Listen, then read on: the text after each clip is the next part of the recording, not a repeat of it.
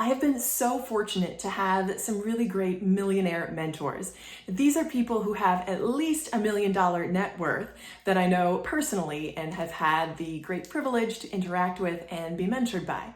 In this video, I'm going to be sharing with you 5 things I've learned from my millionaire mentors and how that has affected my own financial path and my journey to becoming a millionaire myself.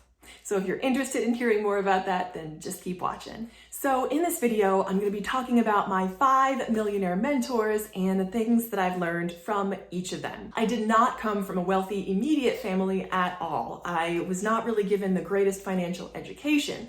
I grew up in a very loving household, but financial education and learning how to make money really wasn't top of the list of things that I learned. However, my mission has now become to educate myself financially and to do what I can to increase my income in order to achieve financial independence. So starting with my first millionaire mentor. I live in a very high cost of living area, and while there are several drawbacks to this, there are also several benefits. One of the benefits is that this high cost of living area does have some very high net worth individuals. And one of these individuals was the father of one of my best friends from high school. So my first millionaire mentor was the father of one of my best friends from high school. This man was your stereotypical millionaire next door, meaning he did not look like a millionaire. And spoiler alert, that's how you become a millionaire, is by not living like one and saving rather than spending your money in flashy ways. So he and his wife were both teachers, and they both had very long careers in the education system. They were both just fantastic people. They were the people that would pick me up from school when my mom couldn't pick me up. They were both amazing, amazing people. And my friend would actually say about his dad that his dad was really good with money. And even at that age in high school, I knew that I wanted to learn more about money. So I would kind of watch his dad kind of handle finances, over his shoulder, because obviously I'm a kid and I don't want to intrude, but I would just watch the way that he handled money, and I was really, really impressed by it. And I would watch the way that my friend's dad mentored him, and I really absorbed that as well. And he was very, very generous and gracious toward me in letting me kind of absorb that also. So again, both he and his wife were teachers, and my first lesson from this millionaire mentor was to pay attention to the details. My friend's dad was super detail oriented, and I still remember him sitting at his desk. It was one of those roll top wooden desks, and he would handwrite his ledger. Almost every time I was visiting my friend in the afternoon, his dad would be just sort of catching up on their financial accounting. And that really made an impression on me in just the consistency of his approach. It wasn't something that he spent a lot of time doing, but it was something that he did consistently. And I really appreciated that. And that's definitely a lesson that I learned from my friend's father, who was my first millionaire mentor. Sadly, he passed away about 5.5 years now, so he's no longer with us. But I really, again, appreciate and am so thankful for his influence. And I'm proud to call him my first millionaire mentor. Millionaire mentor number 2 was one of my very good friends that I met at church. This woman was sort of the definition. I call her a woman, she's my age. She is sort of the definition of your millionaire next door woman. She was not flashy at all, very, very simple. She actually was a director of finance for a luxury finance brand. Point number 2 is to live simply. My friend is a definition of living simply. Even though she had access to these designer brand goods at a discount, she chose instead to save and invest in assets, and this made a huge impact on me. This influenced me in a huge way and reminds me that the best way to become a millionaire is not to look like one. I'm also really grateful for her friendship. She's one of those people that really places the emphasis on things that matter. In addition to being financially stable and secure, she's one of the most caring, kind, considerate, and generous people that I know. So it also goes to show that you can live simply and also love and support the people that you care about. So she's my millionaire mentor number 2. Millionaire mentor number 3 is another gentleman that I met from church. He was a husband of another mentor I had in the area of career, and together as a family, they were just really amazing people also.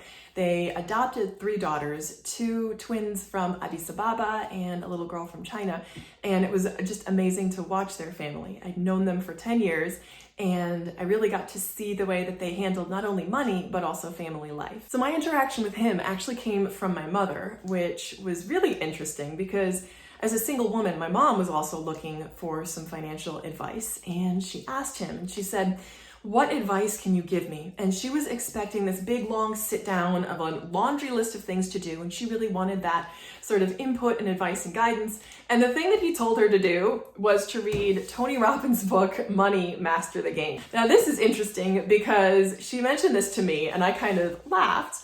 3 years earlier, I had purchased this book from an airport and I read it cover to cover in like 4 days. A lot of it went over my head and I didn't remember a lot of it because it's a very dense, thick book, but it's actually surprisingly readable. And the biggest takeaway I took from this book was index funds are the way to go. So I took that going forward, and I really appreciated that this gentleman that I really respected, he was a super high income earner, and has a net worth of at least $1 million. I appreciated that he gave this advice to my mom and kind of by extension to me.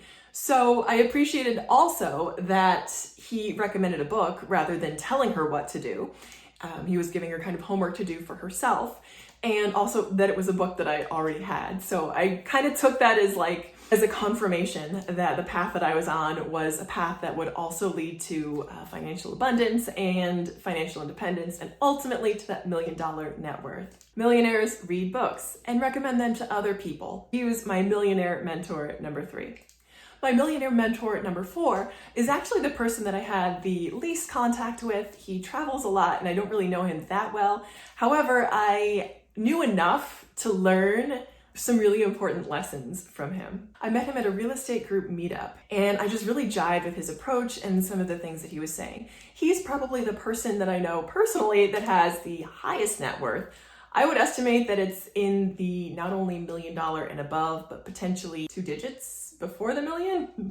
And I think there might be some family influence in there, I'm not sure. He does have real estate in his holdings, and I'm really excited to learn more about real estate from him. But even more, something that I learned from him and watching him interact with people is millionaires know how to make connections. This gentleman is fairly unassuming. He's not flashy at all, but he knows how to make you feel like you're the most important person. He's a great networker. He's someone that goes out of his way to connect people and to find out what you need and how he can help, which is something that I've read about millionaires, that they're great at making connections. I actually see it in practice with this individual. So I'm very, very fortunate to consider him my Millionaire Mentor number 4. Millionaire Mentor number 5 is the individual that's actually in my extended family. I've known this person for my whole life, and I consider myself really fortunate to have watched him in his journey. Watching him and his wife work together to build a business and ultimately to achieve that millionaire status. The lessons that I take away: millionaires work smart and hard, but I realize that I've seen that in practice with this member of my family. So there you go. So those have been my 5 millionaire mentors, the things that I've learned from them, and how it's affected my own financial journey. I'm still laying the framework to be able to build my own net worth up to at least $1 million. The daily process, and I just keep on doing it. Thank you so much for watching. If you have any questions, let me know down in the comments. Let me know if you have any millionaire mentors and the things that you've learned from them. Thanks again for watching, and as always, I hope you keep watching. Bye.